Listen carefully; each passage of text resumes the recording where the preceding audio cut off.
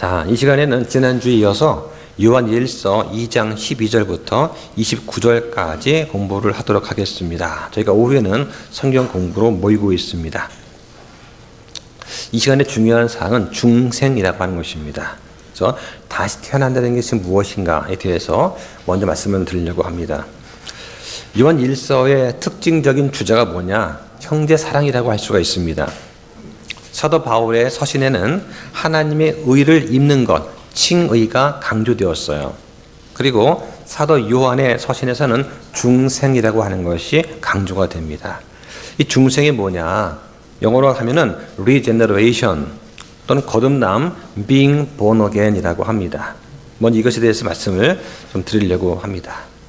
다시 태어난다는 것은 그 정의를 내리면 우리가 구원받기 위해서는 죄인이 반드시 다시 태어나야 한다고 믿습니다. 그래서 그리스도 예수님 안에서 이루어지는 새 창조다 이렇게 말할 수가 있어요. 한 사람이 주 예수 그리스도를 믿고 예수님을 나의 개인적인 구원자로 영접을 할 때 그때 이 다시 태어나는 것이 즉시 일어나게 됩니다. 이 다시 태어나는 것은 즉각적인 것입니다. 어떤 행위나 절차가 필요하지 않습니다. 새로 태어나게 되면 범법과 죄들 가운데 죽었던 사람이 하나님의 본성에 참여하게 됩니다. 그리고 하나님의 선물, 곧 영원한 생명을 얻게 되는 것이죠. 그래서 로마서 6장 23절에 보면 죄의 삭슨 사망이나 하나님의 선물은 예수 그리스도 우리 주를 통해 얻는 영원한 생명이라고 말씀을 하셨어요. 우리가 주 예수 그리스도를 개인적으로 믿게 되면 주권자 하나님께서 이 새 창조를 이루어 주십니다. 이것은 죄를 깨닫게 하시는 성령님의 권능과 그리스도의 복음을 자발적으로 믿으려고 하는 우리의 믿음이 연결이 돼서 생겨납니다. 이런 믿음의 증거는 변화되고 거룩한 삶을 통해서 드러나게 되는 것이죠. 그러면 다시 태어나면 어떤 결과가 있느냐? 다시 태어나지 못한 사람이 신약 성경에 기록되는 대로 그리스도를 믿게 되면 그 즉시로 영적인 죽음에서 생명으로 또 옛 창조에서 새 창조로 옮겨짓는다고 우리는 믿습니다. 자, 요한복음 5장 24절에 보면 진실로 진실로 내가 너에게 이르노니 내 말을 듣고 또 나를 보내신 분을 믿는 자는 영존하는 생명이 있고 또 정죄에 이르지 아니할 것이며 사망에서 생명으로 옮겨졌느니라 말씀하세요. 고린도후서 5장 17절에 보면 그러므로 누구든지 그리스도 안에 있으면 그는 새로운 창조물이라 옛 것들은 지나갔으니 보라 모든 것이 새롭게 되었도다 라고 말씀을 하시는 거죠. 정리하면 새롭게 출생한다는 그 말, 그리스도 예수님 안에서 새로운 창조물이 된다는 그 말의 의미는 성령님의 사역으로 죄들 가운데 죽었던 혼이 그리스도 안에서 새롭게 되어서 의에 이르는 것이다 할 수 있습니다. 성경은 이 다시 태어나는 것 혹은 위에서 태어난 것으로 이렇게 표현을 하고 있습니다. 이것은 새로운 창조물이 되는 것입니다. 죽었다가 살아나서 거룩함의 새 삶에 이르는 것입니다. 우리 마음속에 그리스도가 형성이 되는 것이고 우리가 하나님의 본성에 참여하는 자가 되는 것입니다. 이걸 누가 하느냐? 성령님께서 하시는 거예요. 성령님께서 복음의 진리를 사용해서 이 일을 이루십니다. 그 대표적인 예가 니고데모를 들 수가 있습니다. 니고데모는 유대인입니다. 아브라함의 자손이 받을 수 있는 모든 출생의 특권을 부여받은 그런 사람이죠. 그런데 이런 특권으로도 니고데모는 하나님 왕국에 들어갈 수가 없었습니다. 그래서 예수님께 내가 늙었는데 어떻게 다시 태어날 수 있습니까? 라고 근본적인 질문을 했고 주님께서는 육에서 난 것은 육이요 성령에서 난 것은 영이기 때문에 사람이 성령으로 다시 태어나야 한다라고 말씀해 주셨던 것이죠. 사람은 육체적으로 보면은 하나님의 자녀가 아니라 마귀의 자녀입니다. 사람이 태어나게 되면 마귀의 자녀로 태어나는 거예요. 그래서 하나님을 내 아버지라고 부르기 위해서는 오직 그리스도를 개인의 구원자로 받아들여서 하늘로부터 다시 한번 태어나야만 합니다. 이런 새로운 탄생은 하나님의 영에 의해서 새로운 본성을 이식받는 거예요. 하나님의 말씀의 씨가 사람의 마음에 떨어지면 성령님에 의해서 생명력을 부여받지 못하면 새로운 탄생이 있을 수가 없습니다. 그래서 성경을 읽고 공부해도 회심하지 못하는 일이 생기게 되는 것이죠. 그런데 이 말씀이 성령님의 도우심으로 믿음과 결합이 돼서 생명력을 갖게 되면 그러면 새로운 생명이 태어나게 됩니다. 그럴 때 이 사람은 그리스도 예수님 안에서 새로운 창조물이 된다라고 말을 하는 거예요. 자, 요한에서 1장은 강조한 게 무엇입니까? 신자의 삶은 빛의 삶이다라고 하고 그 다음에 이 빛은 무엇이냐? 지식과 진실과 의의 기쁨이다라고 합니다. 요한에서 2장에서는 형제 사랑을 강조합니다. 그 형제 사랑이 우리가 빛 안에 살고 있는 증거다라고 말을 하는 거예요. 자, 이어서 오늘은 12절부터 한번 가보도록 하겠습니다. 12절 읽어주시죠. 어린 자녀들아, 내가 너희에게 쓰는 것은 너희 죄들이 그분의 이름으로 인해 용서되었기 때문이라. 네, 자, 우리는 하나님의 의를 소유해야 됩니다. 하나님의 의는 무엇입니까? 예수 그리스도죠. 회개와 믿음과 용서만이 하나님의 의인 예수 그리스도를 소유할 수 있게 인도해 줍니다. 회개하고 예수 그리스도의 대속을 받아들이면 우리는 죄 용서를 받을 수 있습니다. 구원받은 사람은 죄를 지으면 용서를 받아야 되죠. 구원받은 사람도 죄를 짓게 되는 것이죠. 그래서 다윗은 이렇게 고백을 했습니다. 내가 주께 내 죄를 시인하고 내 불법을 숨기지 아니하며 또 이르기를 내 범법들을 주께 자백하리라 하였더니 주께서 내 죄의 불법을 용서하셨나이다 라고 고백을 하는 것이죠. 사람이 예수 그리스도를 통해서 구원을 받아들이면 그 순간 과거와 현재와 미래의 모든 죄를 다 용서받게 됩니다. 여기서 용서받게 된다는 그 말이 뭐냐? 이런 죄 때문에 내가 지옥에 가지 않게 된다는 것을 의미하는 거예요. 구원받는 순간 하나님은 이 구원받은 사람을 그리스도와 함께 십자가에 못 박혀 있는 것으로 여겨주시기 때문에 이러한 일이 가능합니다. 이미 구원받은 사람도 죄를 지을 수 있습니다. 그러면 교제의 회복을 위해서는 용서받아야 됩니다. 그런데 문제는 뭐냐? 구원을 위해서는 다시 용서받을 필요가 없어요. 이걸 잘 들으셔야 됩니다. 한 사람이 죄에서 벗어나서 하나님께로 180도 돌이키는 그 회개는 일생에 단 한 번 일어납니다. 그래서 구원에 이르는 회개를 통해서 우리는 마귀의 자녀에서 하나님의 자녀가 되는 것입니다. 마귀의 자식에서 하나님의 자녀로 관계가 회복됩니다. 구원받은 사람은 그리스도 안에 있고 그리스도 안에는 용서가 있습니다. 구원받은 사람은 그리스도 안에 있고 그리스도는 그 사람 안에 계시는 거죠. 구원받은 사람은 영원한 생명 안에 있고 영원한 생명은 그 사람 안에 있게 됩니다. 구원받은 사람의 인생은 하나님 앞에서 예수 그리스도의 인생으로 간주가 되는 겁니다. 구원받은 사람의 법적인 죄는 영원히 용서가 되었습니다. 그럼 구원받은 이후에는 죄를 안 짓느냐? 물론 죄를 짓습니다. 이것도 회개해야 됩니다. 구원받은 이후에도 내가 지은 죄를 회개해야 됩니다. 이때 이 죄를 회개하는 것을 성경은 죄를 고백한다라고 말을 하는 거예요. 이게 요한일서 1장 9절 말씀이에요. 이것은 하나님과의 친밀한 교제의 회복을 위한 그런 회개입니다. 구원받은 사람은 그 죄값이 갈보리 십자가 위에서 영원히 치루어졌습니다. 하지만 이 땅에서 내가 뿌린 것은 내가 거두어야 됩니다.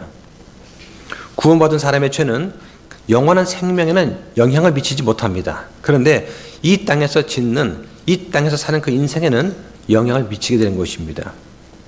구원받은 사람은 죄를 지어도 구원을 잃어버리지는 않지만 인생에서의 구원의 기쁨은 잃어버릴 수 있습니다. 다윗은 죄를 짓고 나서 기도한 것이죠. 주의 구원의 기쁨을 내게 회복시켜 주시고 주의 자유로운 영으로 나를 떠받쳐 주소서라고 시편 51편 12절에 고백을 합니다. 성경은 주의 기쁨이 너희 힘이라고 말씀합니다. 구원받은 후에도 죄를 지으면 기쁨을 잃어버릴 수 있습니다. 그러면 주님 안에서 강건해질 수가 없게 되는 것이죠. 구원받은 사람의 죄를 지으면 하나님과 교제를 나눌 수 없게 되고 징계를 받게 되는 것입니다. 자, 이 관련해서 한번 찾아보겠습니다. 고린도전서 11장 30절부터 32절까지 한번 보겠습니다. 이런 까닭으로 너희 가운데서 많은 자들이 약하고 병들어 있으며 많은 자들이 잠들어 있도다. 만일 우리가 우리 자신을 판단하려면 판단받지 않을 것이나 우리가 판단받았으면 주께 징계를 받았나니 이것은 우리가 세상과 함께 정죄를 받지 않게 하려 함이라. 네. 자, 구원받은 사람입니다. 근데 죄를 졌습니다. 그러면 하나님과 교제가 끊어지게 됩니다. 심하면 징계를 받게 되는 것이죠. 지금 읽은 이 고린도전서 말씀에서 이런 까닭에 너희 가운데 많은 자들이 약하고 병들어 있다, 또 잠들어 있다라고 합니다. 그래서 이 잠들어 있다는 말은 죽었다는 뜻이죠. 우리가 우리 자신을 판단하려 하면, 판단한다는 말은 살핀다는 뜻입니다. 그러면 판단을 받지 아니할 것이나, 지금 이게 글의 문맥이 뭐냐면 자신의 행동과 태도를 엄숙하게 잘 살피고 그리고 난 다음에 주의 만찬에 참여하면 하나님의 정죄 아래 놓이지 않는다는 그런 말씀이에요. 자신을 살피지 않고 죄를 지은 상태에서 주의 만찬에 참여해서 어떤 사람은 병에 들고 어떤 사람은 심하면 죽었다는 뜻입니다. 지금 그 말씀 하는 거예요. 구원받은 사람의 죄는 이미 갈보리 십자가에서 다 처리가 되었습니다. 그런데도 구원받은 사람이 죄를 지으면 이 구원을 제외한 많은 것을 잃게 되는 것입니다. 뭘 잃게 되느냐? 구원의 기쁨, 하나님과의 교제, 또 영적인 힘, 그리스도인으로서의 간증, 또 그리스도의 심판석에서 받는 그 보상을 잃게 되는 것이죠. 심하면 건강도 잃고 목숨을 잃을 수도 있습니다. 그래서 이러한 이유 때문에 그리스도인은 죄를 지으면 주님 앞에 나와서 자백하고 용서를 구해야 하는 것입니다. 자, 그 다음 13절과 14절 보겠습니다. 이들아, 내가 너희에게 쓰는 것은 너희가 처음부터 계신 그분을 알았기 때문이라. 젊은이들아, 내가 너희에게 쓰는 것은 너희가 그 사악한 자를 이겼기 때문이라. 어린 자녀들아, 내가 너희에게 쓰는 것은 너희가 아버지를 알았기 때문이라. 아버지들아, 내가 너희에게 쓴 것은 너희가 처음부터 계신 그분을 알았기 때문이라. 젊은이들아, 내가 너희에게 쓴 것은 너희가 강하고 또 하나님의 말씀이 너희 안에 거하며 너희가 그 사악한 자를 이겼기 때문이라. 네, 지금 사도 요한은 이 편지를 받는 사람들을 향해서 자녀들, 아버지들, 청년들 세 부류로 구별해서 지금 말하고 있습니다. 연령을 따라서 구분했다기보다는 성화의 정도를 따라서 구별한 것으로 보입니다. 여기 보니까 자녀들 혹은 어린 아이들 나오죠. 믿은 지 얼마 되지 않은 교인을 가리킨다고 볼 수 있습니다. 요한은 이 사람들을 가리켜서 예수 그리스도 이름으로 죄사함을 얻고 하나님 아버지를 알게 된 자들이라고 표현을 합니다. 이것이 구원받은 성도들의 처음 기본 상태입니다. 예수 그리스도를 믿음으로 보배로운 피로 죄 씻음을 받고 하나님의 자녀가 되어서 이제 하나님을 아버지라고 부를 수 있게 된 그런 사람들입니다. 자, 둘째는 아버지들이 나옵니다. 이 사람들은 믿은 지 오래된 사람들입니다. 연령도 아마 많을 겁니다. 이 사람들은 처음부터 계신 분을 안 자들, 여기 처음부터 계신 그분은 말씀이 육신이 되신 그리스도를 말하는 것이죠. 그래서 이분을 안 자들이다. 그래서 참 믿음이 뭐냐? 처음부터 계신 하나님, 영원하신 하나님을 아는 것. 그래서 요한복음 17장 3절에 보면 영생이 무엇이냐? 유일하신 참 하나님이신 아버지와 아들 예수 그리스도를 아는 것라고 말씀을 하십니다.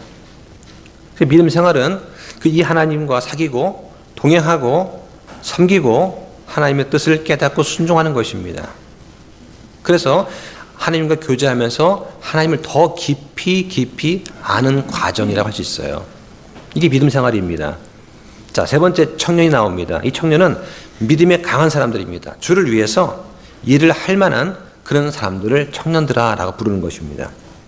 이 청년들은 어떻습니까? 악한 자를 이긴 자들입니다.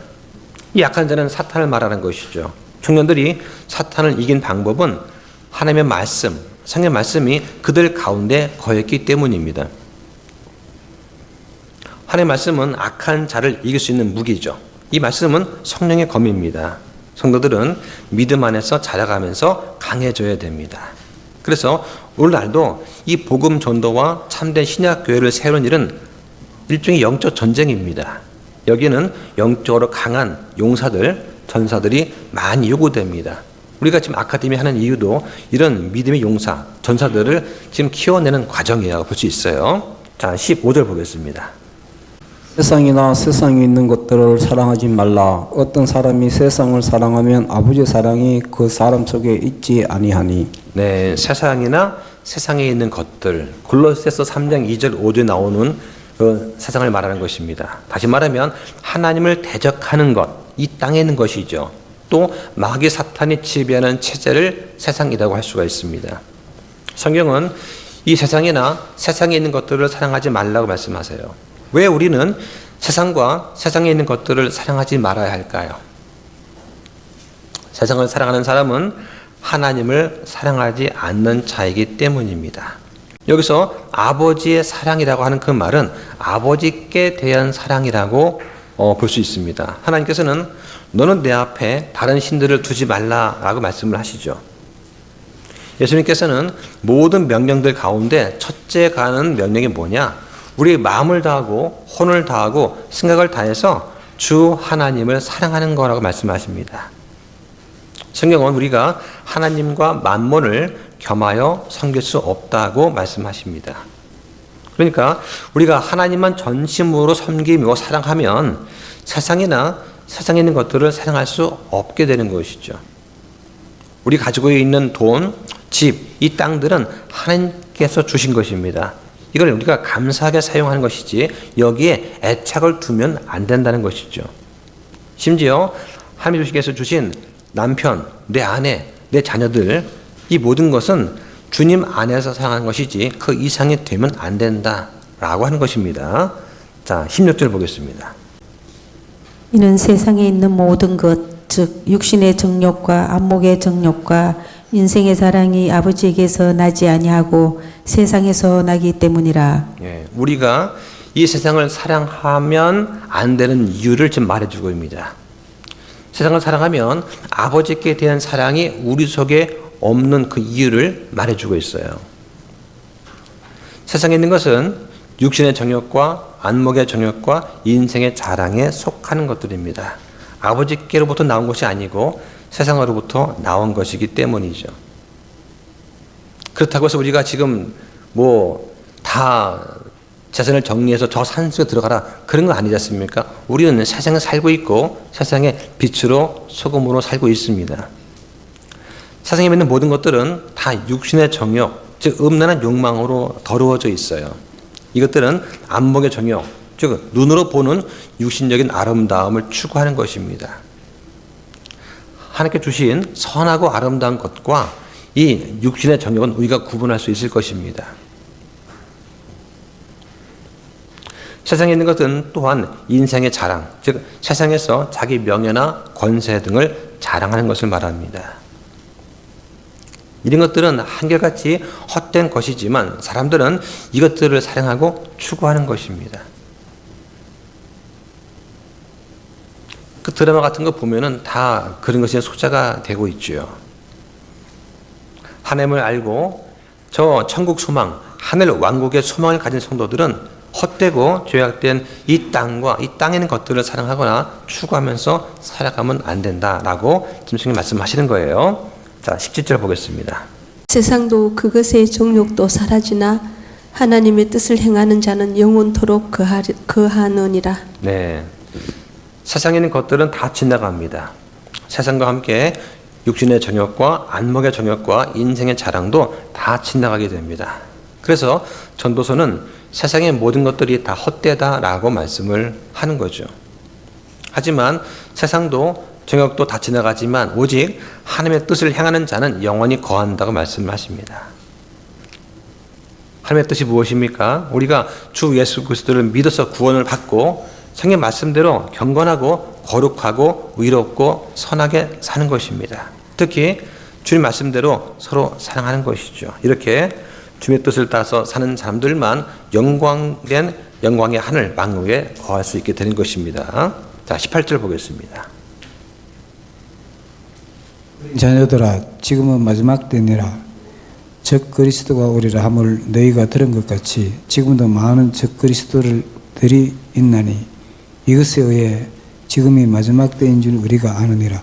예, 성경에서 마지막 때 그러면 예수님께서 처음 이 땅에 오신 것부터 다시 오시는 때를 말하는 것입니다. 초림과 재림을 말하는 것이죠.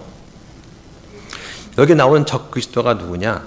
예수 그리스도를 부정하고 대적하는 자들을 가리키는 말입니다. 적 그리스도의 출현은 예수님의 재림과 세상의 종말, 징조의 하나였습니다. 이 종말의 징조가 처음 시작된 게 언제냐? 16세기 종교개혁 시대에도 있었어요. 그 당시에는 이 천주교의 교황이 바른 진리를 대적했습니다. 성도를 핍박했습니다. 그래서 종교개혁자들은 교황을 가리켜서 적그리스도다라고 보았습니다. 21세기에 사는 우리도 종말의 징조를 많이 보게 됩니다. 많은 교회들이 배교했습니다. 이단 종파가 득세하고 있습니다. 또 세상은 3차 세계대전의 공포를 지금 가지고 있습니다. 제가 자료를 찾다 보니까 지난 5월 달 중앙일보 기사입니다. 우리나라의 이단이 얼마냐? 기사에 보니까 200만 명쯤 된다고 합니다. 그 중에서 자칭 하나님이 19명이 있고 예수라고 주장하는 사람이 50명 있습니다. 성령 상징체라고 주장하는 여자도 있습니다. 근데 어떤 교회는 교주가 예수라고 불러요. 근데 그 다음 후계자, 이인자가 하나님이라고 불립니다. 그래서 이인자가 교주보다 높다고 해가지고 자기들끼리 지금 난처해하고 있어요. 이건 기사의 내용입니다. 왜 그러냐? 그들은 아버지를 아들보다 높은 존재로 보기 때문입니다. 아들은 아버지보다 낮고 열등한 존재로 보기 때문에 그런 것이 되겠죠. 그러나 이건 삼위일체를 모르고 하는 겁니다. 아버지와 아들과 성령 하나님은 역할 면에서는 구분되지만 그 본질 면에서는 동일하신 한 하나님이세요. 절대로 종촉되는 그런 개념이 아닙니다. 자, 19절 보겠습니다. 그들이 우리에게서 나갔으나 우리에게 속하지 아니하였나니 만일 그들이 우리에게 속하였더라면 분명히 우리와 함께 거하였으리라. 그러나 그들이 나간 것은 그들이 드러나서 그들이 다 우리에게 속하지 아니하였음이 분명히 드러나게 하려 함이니라. 자, 여기 보니까 이단들은 처음에 교회에 속해 있었으나 어느 날 교회를 떠나갔습니다. 그런데 사실은 이들은 처음부터 참된 교회에 속한 자들이 아니었습니다. 만약 그들이 교회에 속한 자들이었다면 그들은 교회를 결코 떠나지 않았을 것입니다. 교회 안에는 참 신자뿐만 아니라 구원받지 못한 자도 섞여 있습니다. 이것은 마치 12 제자 가운데 가룟 유다가 들어있던 것과 같습니다. 가룟 유다는 처음부터 예수님을 믿지 않은 자였다라고 요한복음 6장 64절에 말씀합니다. 자, 그 다음 20절과 21절 보겠습니다. 그러나 너희는 거룩하신 분에게서 기름 부음을 받았고 모든 것을 아느니라.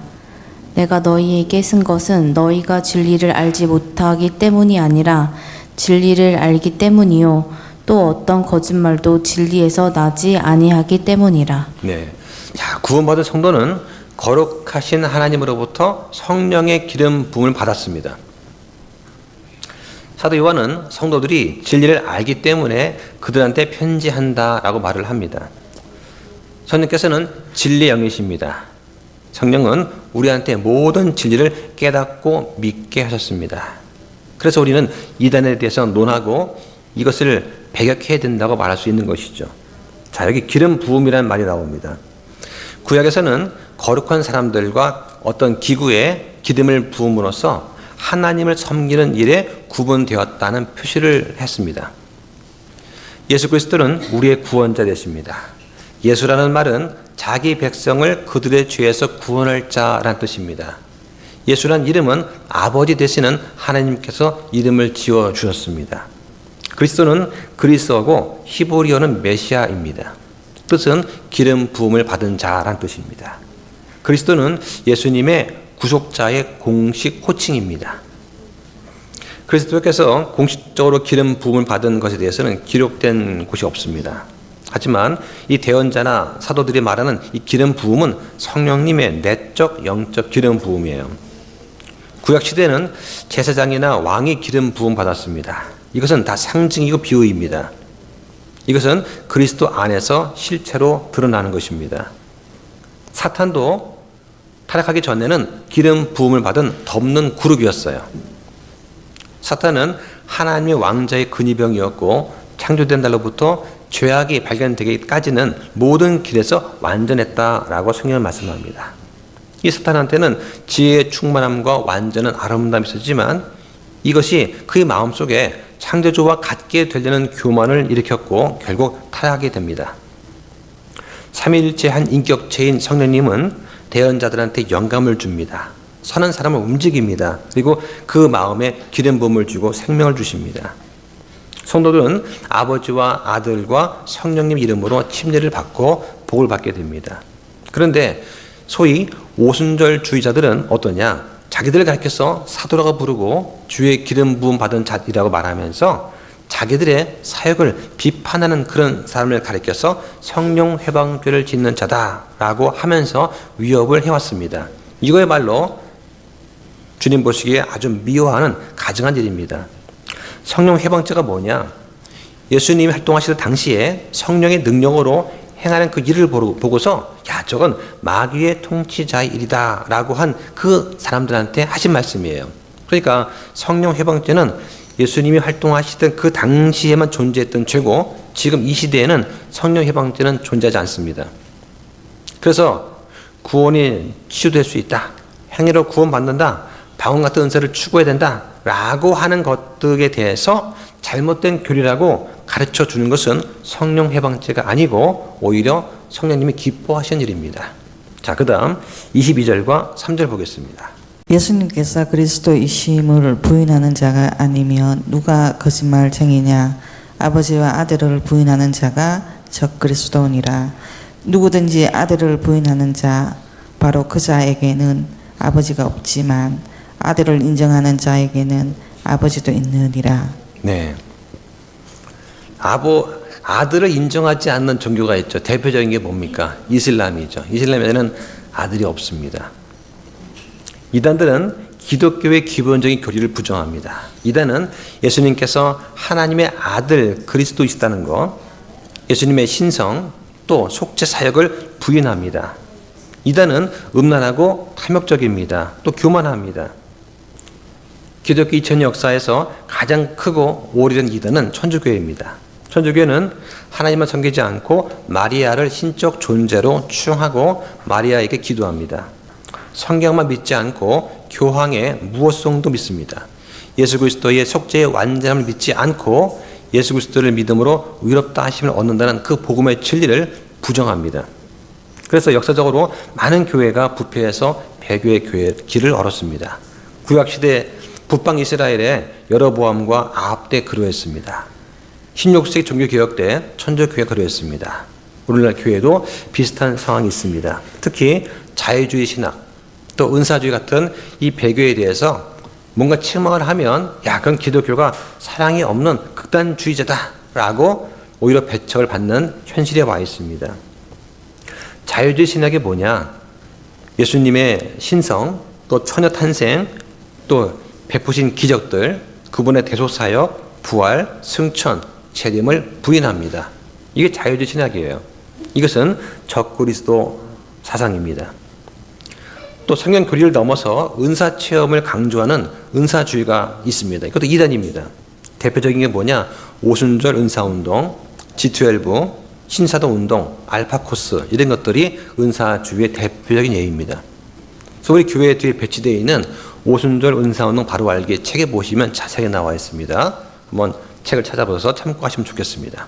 자, 그 다음 24절 보겠습니다. 그러므로 너희가 처음부터 들은 그것이 너희 안에 거하게 하라.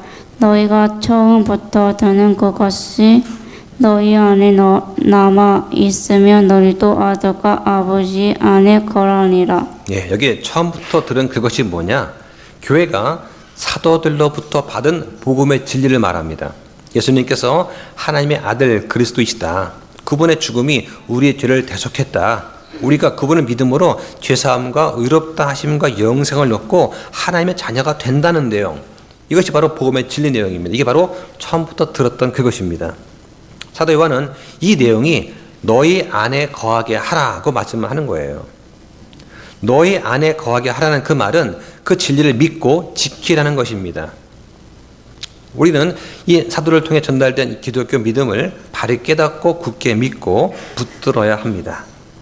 그래서 19세기 중엽 이후에 일어난 각종 이단 종파들, 현대 자유주의 신학, 교회 연합운동, 은사주의, 그래서 우리는 경계를 해야 되는 것이죠. 우리가 성경의 바른 진리를 믿고 지킬 때, 특히 킹 제임스 영어 성경이 우리의 믿음의 최종 권위라고 믿을 때 우리는 아들과 아버지 안에 거할 수 있게 됩니다. 이러한 영적인 연합이 성도의 정상적인 믿음 생활입니다. 자, 25절 보겠습니다.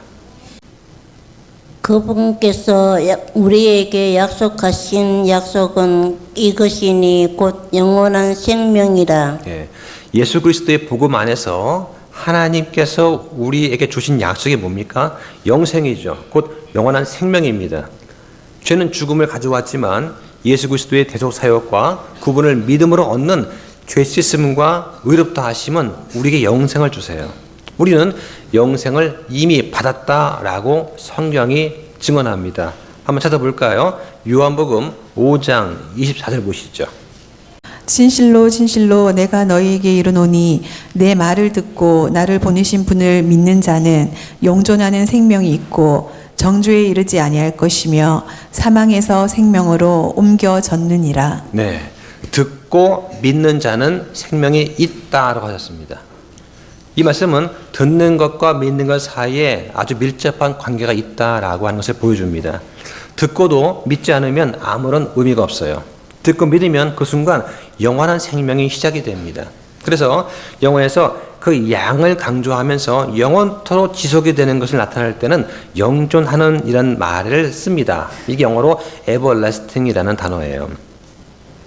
예수님께서 우리에게 주시는 생명은 아주 영원하면서도 영존하는 생명입니다.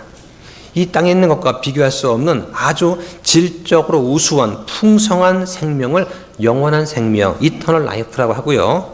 양적으로 영원토록 지속되는 영존한 생명을 에버래스팅 라이프라고 해요. 그래서 질적으로 양적으로도 아주 영원 무궁합니다. 그래서 요한복음 3장 15절과 16절만 보시죠.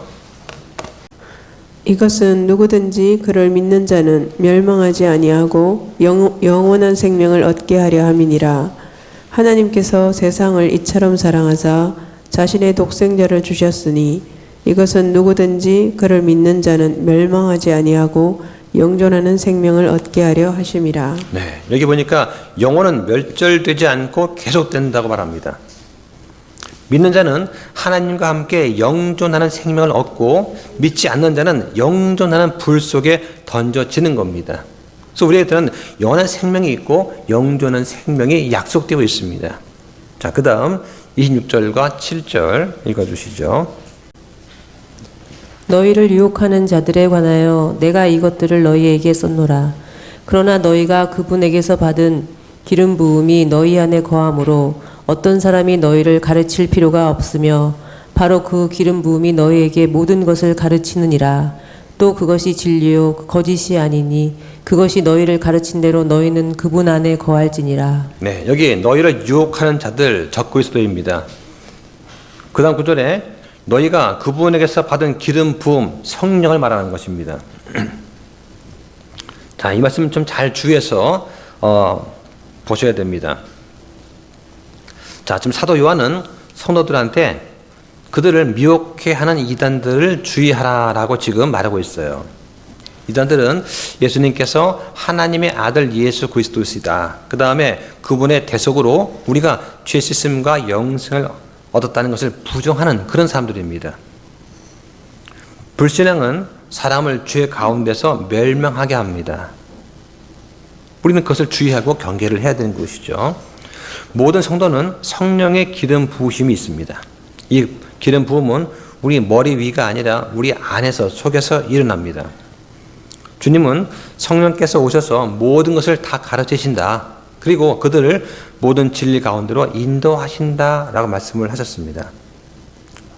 요한복음 14장 20절 보면은 위로자 곧 아버지께서 내 이름으로 보내실 성령님 그분께서 너희에게 모든 것을 가르치시고 내가 너희에게 무엇을 말하였던지 너희가 모든 것을 기억하게 하시리라 하셨습니다. 그러니까 이 당시에 예수를 믿는다고 해서 끌려가서 공의 앞에 서거나 관리 앞에 섰을 때 두려워하지 말아라. 성령님께서 너희가 능히 말하게 할 것을 기억나게 하시리라 하는 거죠. 믿는 사람들의 마음속에 성령님이 계시기 때문에 아무것도 배울 필요가 없고 누구에게도 배울 필요가 없다고 주장하는 그런 사람들이 있습니다. 이건 어리석은 생각이에요. 우리가 배우지 않은 것을 기억할 수는 없습니다. 성령님께서 사용하시는 그 누군가를 통해서 또 성령을 통해서 배워야 그 마음속에 거하시는 성령님께서 그 말씀을 기억나게 할 수가 있는 것이죠. 한번 찾아보겠습니다. 요한복음 16장 13절과 14절 보겠습니다.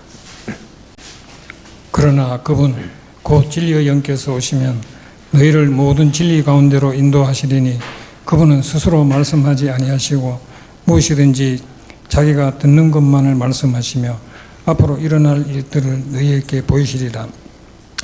그분께서 나를 영광스럽게 하시리니 이는 그분께서 내게서 받아 그것을 너희에게 보이실 것이기 때문이라. 자, 이 말씀 보면은 성령님이 하시는 일이 나옵니다. 성령님은 그리스도를 높이는 역할을 하십니다. 성경 공부할 때 읽고 있는 부분이 이해가 안 될 수 있습니다. 성경을 폈는데 읽었는데 그때마다 우리는 성령님께 우리를 진리로 인도해 달라고 기도하면서 공부하시기 바랍니다. 성령님은 여러분이 성경을 연구할 때 여러분을 진리 가운데로 인도하십니다. 여러분은 누구의 가르침에 제한되거나 의존할 필요는 없습니다. 스스로 성경을 연구할 수 있습니다. 자, 그런데 뭐가 중요하냐? 내가 연구한 이 말씀이, 내가 읽은 이 말씀이 진리인지 확인할 필요는 있어요. 성령님께서 우리가 말씀을 읽을 때 우리 안에 감동을 주십니다. 깨닫게 하십니다. 그런데 내가 제대로 깨달았나 확인할 필요가 있다는 얘기죠. 누구나 성경을 잘못 이해할 수 있습니다. 누구나 오류에 빠질 수가 있어요. 그래서 다른 그리스도인과 교제를 나누고 서로가 서로를 확인하면서 가르칠 필요가 있습니다. 내가 알았는 내용이 성경의 다른 진리에 부합하는지도 확인해 보셔야 됩니다. 그래서 성경을 연구하는 다른 형제한테 물어보고 확인해 보는 것이 좋습니다. 그래서 주님께서는 교회에 목사 겸 교사를 선물로 주신 것입니다. 하나님은 나한테 어떤 진리를 보여줄 수 있으세요. 그런데 다른 형제를 통해서 그것을 확정해 주실 수도 있습니다. 하나님께서 나한테 역사하시는 것처럼 다른 형제한테도 역사할 수 있는 거죠. 우리는 그래서 성경 연구할 때 균형 잡힌 시각을 갖는 것이 중요합니다. 여기 말씀 보니까 17절에 너희를 가르친 대로라는 말씀이 나오죠. 이 말씀은 앞에 7절에 보면 너희가 처음부터 들은 그 말씀과 같습니다. 신약의 성도는 처음부터 사도를 통해서 듣고 배운 이 복음의 진리, 곧 성령님께서 가르쳐 주신 그 진리의 말씀을 그대로 믿고 지켜야 됩니다. 이것이 바로 주님 안에 거하는 표시가 되는 것이죠. 자, 28절 9절 보겠습니다. 어린 자녀들아 이제 그분 안에 거하라. 이것은 그분께서 나타나실 때에 우리가 확신을 가지게 하려 함이요. 또 그분께서 오실 때에 우리가 그분 앞에 수치를 당하지 않게 하려 함이라. 그분께서 의로우심을 너희가 알면 의를 행하는 자는 다 그분에게서 태어났음을 너희가 아느니라. 네, 사도 요한은 지금 우리가 주 안에 거해야 한다는 것을 지금 강조하고 있습니다. 여기에 그분 안에 거하라는 그 말씀 뭐냐? 예수님의 재림을 확신하면서 소망 가운데 살라는 그런 말씀이에요. 우리가 주 안에 거하게 되면 주님께서 재림하실 때 담대함을 얻게 되고 그분 앞에 섰을 때 부끄러움을 입지 않게 될 거라고 말씀하십니다. 재림의 소망은 우리의 최대 소망입니다. 그때 우리는 영광의 부활과 하늘 왕국, 천국을 보게 될 것입니다. 우리 소망은 오직 거기에 있는 것입니다. 성도들의 이 믿음 생활의 목표는 바로 주님의 재림의 날에 그분 앞에 우리가 담대히 서는 것입니다. 또 목회자의 역할은 뭐냐? 성도가 담대하게 설 수 있도록 도와주는 역할을 하는 거예요. 하지만 그날에 부끄러움을 당할 자도 있을 것입니다. 바른 믿음 갖지 못하고 말씀에 순종하지 않았던 사람들이겠죠. 우리가 주의 의로우심을 안다면 의를 행하는 자마다 그분에게서 태어났다는 것도 알게 됩니다. 여기 바로 중생, 즉 다시 태어남의 증거가 있다라고 성경 말씀하는 거예요. 자, 정리하면 요한 1서에서 우리는 형제를 사랑하고 그 말씀의 명령에 순종하는 것, 세상을 사랑하지 않고 의를 행하는 것, 이런 것들을 우리가 발견할 수 있습니다. 이런 것들은 구원의 요구 조건들이 아닙니다. 우리는 구원받았기 때문에 그런 일들을 하는 것입니다. 다시 말하면 이것들이 바로 구원받은 그리스도인들의 특징이다, 이렇게 말을 할 수가 있습니다. 자, 여기까지 하고 마치겠습니다. 자, 기도하겠습니다.